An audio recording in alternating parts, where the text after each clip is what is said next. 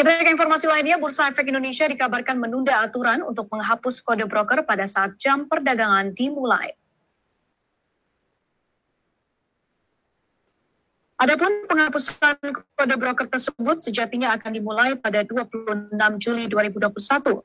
Namun bursa memutuskan untuk menggesernya ke bulan Agustus 2021. Sedangkan untuk penghapusan tipe investor asing atau domestik akan diberlakukan 6 bulan setelah penghapusan kode broker.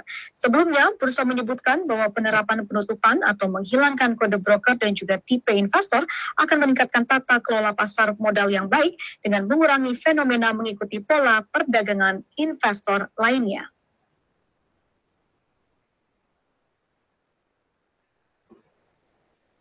Ya, lantas seperti apa pelaku pasar melihat mundurnya keputusan kode broker ini? Apakah ini harapan pelaku pasar?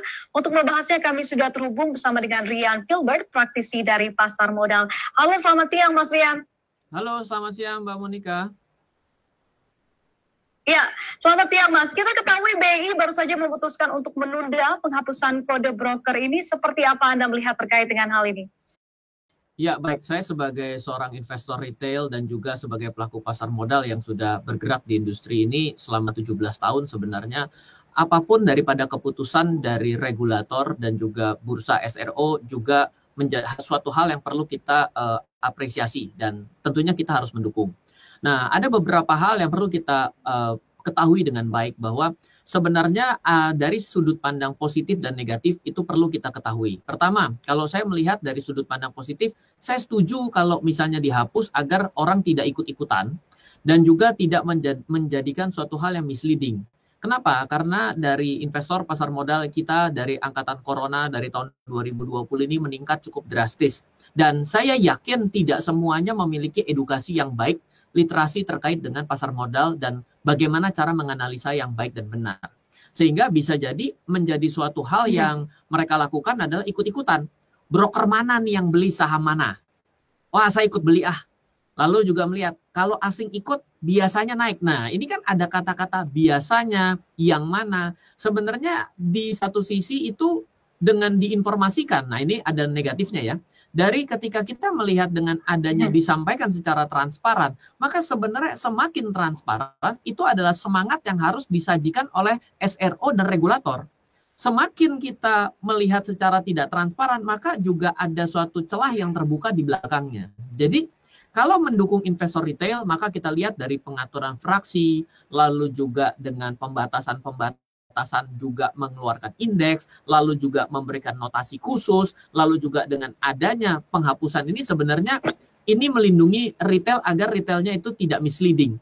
Tapi kalau berbicara mengenai transparansi, itu lain perkara. Kenapa? Sesuatu yang semakin ditutup akan menjadi suatu hal yang semakin tidak transparan. Jadi dua hal itu ya yang saya coba lihat dalam kondisi saat ini ketika bursa mencoba melakukan regulasi yang baru ini. Baik, tapi kalau menurut Anda, Mas Rian, apakah lebih banyak untung atau ruginya nih penghapusan kode broker ini terhadap investor-investor retail? Ya, jadi kalau misalnya mau menyelesaikan, jadi ketika kita kasih obat, tentunya obat ini kan terselesaikan untuk menyelesaikan sebuah penyakit gitu ya. Kalau mau menyelesaikan penyakitnya adalah agar dia tidak ikut-ikutan transaksi, cuma ngejar broker A, broker B, asing A, asing B, lokal A, lokal B untuk melakukan transaksi, maka ini ada obat yang bisa dilakukan secara jangka pendek. Namun kembali lagi menurut saya, literasi itu harus mengejar inklusi. Jadi ketika pada saat ini inklusinya bagus, itu harus dikejar dengan literasi yang baik. Karena kalau tidak, pada akhirnya nanti ya tetap merugikan dalam jangka panjang. Kenapa? Karena menyelesaikan masalah itu kan pada akhirnya adalah dasar pemahaman dan pengalaman seseorang dalam investasi di pasar modal dan instrumen lainnya ini adalah yang membuat mereka bertahan. Kalau tidak, jangankan masalah pemilihan saham saja ya akibat dalam mengikut-ikutan. Tapi kan kalau ternyata return ekspektasi terhadap investasi saham ini mereka salah, mereka berpikir bahwa bisa investasi saham untung 100% dalam satu hari. Itu kan juga menjadi sesuatu yang misleading kan. Nah, ini hanya bisa diselesaikan dengan literasi.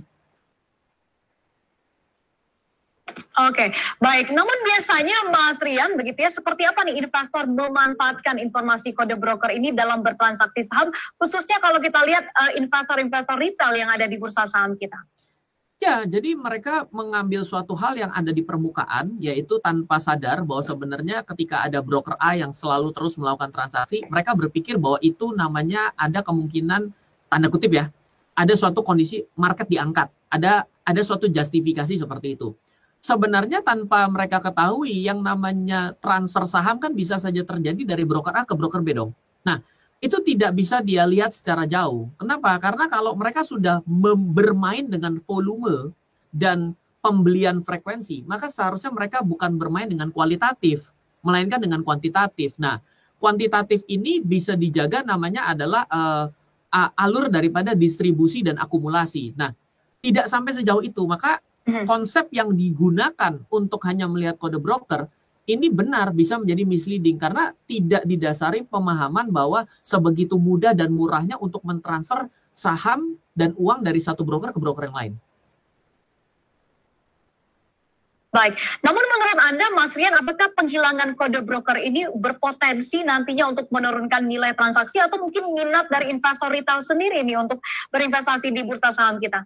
Ya, hal ini mungkin ada ya, karena mereka tiba-tiba orang-orang yang ikut-ikutan dengan memilih akibat kode broker jadi kurang panutan kan. Jadi membuat mereka harus mencari suatu cara transaksi baru atau learning curve bagi dia sendiri. Saya sekarang mesti menganalisa dengan cara apa. Nah ya justru sebenarnya ketika terjadi kekosongan inspirasi ini, regulator juga harus bisa masuk terkait dengan literasi yang baik dan benar gitu. Nah, ini yang masih menjadi gap selalu dari pertama kali bursa kita didirikan. Oke, baik. Kalau untuk mungkin kebijakan-kebijakan urgent lainnya yang menurut Anda harus diperhatikan oleh Bursa Efek Indonesia ke depannya, apa saja di Mas Rian? Ya, karena saya ini mengedukasi pasar modal Indonesia sejak dari tahun 2012 ketika saya menulis buku saya yang pertama, maka sebenarnya saran saya terhadap regulator adalah lakukanlah suatu literasi dan pendidikan pasar modal ini dengan cara yang tertarget dan tertuju dengan benar gitu ya. Pertama kali tolong juga pada saat ini toh sudah online, adakanlah suatu event yang merangkul retail yang memang sudah produktif ya kan. Lalu yang kedua juga tolong lakukanlah informasi-informasi secara yang lebih pekajaman kepada para investor-investor ini sehingga mereka bisa dengan gampang merangkul. Sebegitu gampangnya mereka mendapatkan informasi penawaran ilegal, tapi kalah yang legal memberikan informasi secara lebih menarik dan lebih transparan. Nah ini kan akan jadi masalah kan. Nah ya ini yang harus menjadi perhatian gitu karena pada hari ini kan sudah tidak lagi ada border ya atas suatu keterbukaan informasi gitu. Kita bisa mendapatkan suatu dengan cepat. Jangan sampai ini malah menjadi ajang orang-orang yang tidak bertanggung jawab untuk mempengaruhi masyarakat dan investor kita untuk berinvestasi secara tidak benar dan berinvestasi di tempat yang salah. Oke, baik. Nah, kalau terkait dengan jam perdagangan, Mas Rian, Anda melihatnya apakah harus didorong untuk kembali normal saat ini? Karena kita ketahui memang dengan jam perdagangan yang cukup singkat sekarang, waktu untuk trading atau bertransaksi ini kan juga jadi semakin singkat begitu. Nah, seperti apa Anda melihatnya? Iya, durasi itu kadang-kadang tidak serta-merta berkorelasi positif dan negatif terkait dengan kualitas gitu ya. Jadi ketika durasi diperpanjang tapi kualitasnya rendah sama juga percuma. Kualitasnya tinggi tapi durasinya pendek ya mungkin juga bagus. Tapi yang perlu kita lihat bagaimana dengan tren perdagangan kita dari jam buka sampai jam tutup ini sehingga kita menambahkan suatu regulasi pasar harus dibuka lebih lama. Jadi kalau misalnya cuma berbicara mengenai durasinya mau dibuka 24 jam tapi ternyata kualitasnya jelek, saya rasa lebih baik jangan juga dilakukan ke arah sana. Akhirnya juga membuat suatu source sumber daya dan biaya yang naik kan. Itu yang perlu kita perhatikan juga terkait dengan menjadi lebar atau tidak daripada durasi pada saat ini. Oke, baik. Selanjutnya Mas Rian, mungkin kita akan bahas sedikit tentang market kita. Kita ketahui hari ini terkoreksi begitu ya, ada di kisaran 0,5% saat ini. Anda melihatnya sepanjang minggu ini dan juga sepanjang Juni ini seperti apa proyeksi Anda? Apakah mampu begitu market kita untuk IHSG kita mencapai level-level 6.100 atau sepertinya akan bergerak di arah sini atau mungkin ada juga nih potensi untuk kembali ke bawah level psikologis 6.000? Iya, dari penutupan market pada hari Jumat lalu sebenarnya saya mengemukakan bahwa ini kita sudah naik cukup tinggi dan terjadi juga di akhir bulan, maka yang akan menjadi perhatian kita sebenarnya IHSG ini justru pada minggu ini ada kemungkinan ada tekanan-tekanan mengalami pelemahan. Nah, jadi sebenarnya kalau dilihat dari batas atas batas bawah, maka menurut saya pribadi kita harus mencermati level di 58, 50 ke 59 selama kita masih bisa bergerak di atas itu. Hal yang mungkin bertahan sembari menunggu ada katalis positif yang lebih confirm terkait dengan penyelesaian corona, perbaikan perekonomian kita. Lalu kalau kita mengarahkan lagi kepada batas atas, maka level 6.075 sampai 6.100 ini menjadi target utama yang perlu kita perhatikan. Apakah firm bisa melewati atau tidak? Bila tidak, maka kita akan terjebak dalam skema sideways. Dan rasanya juga masuk akal bila market dalam kondisi sideways ketika tidak ada suatu berita yang heboh, tentunya akan lebih baik seperti itu daripada tidak ada apa-apa, tapi marketnya bergerak secara signifikan, itu kan justru malah mengkhawatirkan ya. Oke, baik. Berarti kuncinya ada di 6.075 hingga 6.100 begitu ya. Terima kasih sekali atas waktu dan juga pencerahan dari Anda, Mas Ian Filbert, praktisi pasar modal. Salam sehat selalu untuk Anda. Sama-sama. Thank you. Halo, terima kasih sudah menyaksikan video di RF Channel on YouTube. RF Channel adalah channel edukasi untuk kita secara bersama-sama belajar dan mendapatkan aktualisasi mengenai investasi, keuangan, dan bisnis bersama saya, Ryan Filbert, dan tim.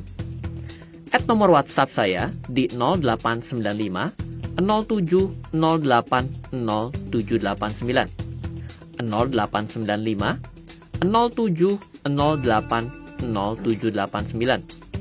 Download aplikasi MyRF di Android atau iOS untuk mendapatkan artikel dan tema-tema khusus mengenai edukasi investasi, keuangan, dan bisnis pada aplikasi MyRF sekarang juga. Setiap bulan, saya bersama dengan tim memiliki kelas, mulai dari belajar trading dengan analisa teknikal, yang strateginya bisa Anda terapkan pada seluruh market, mulai dari saham, forex, hingga cryptocurrency, atau kelas investasi saham bernama Fundamental Camp. Untuk mengetahui kelas lainnya dan bertanya mengenai kelas, hubungi tim sekarang juga di 0852 882 6187. Sekali lagi, 0852 882 6187. Semoga terus bermanfaat. Dari saya Ryan Filbert, salam investasi untuk Indonesia.